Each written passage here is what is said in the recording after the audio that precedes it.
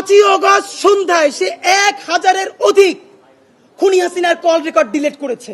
প্রত্যেকটা আয়নাঘরের আলামত নষ্ট করা হয়েছে।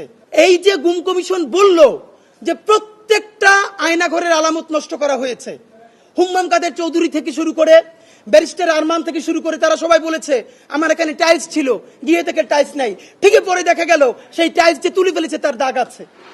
এইরকম প্রত্যেকটা আয়না ঘরকে ভেঙে সুন্দর সুসজ্জিত ড্রয়িং রুম বানাইছে কারা? এটি কি গণ অভ্যুত্থানকারীরা বানাইছে? এটা আমাদেরকে বলেন। নাম্বার 2, মেজর জেনারেল এই যে ডিজিএফ এর সাবেক প্রধান জিয়া, যিনি পালাইতে গিয়ে ধরা পড়ল, 5ই আগস্ট সন্ধ্যায় সে 1000-এর অধিক খুনি হাসিনার কল রেকর্ড ডিলিট করেছে।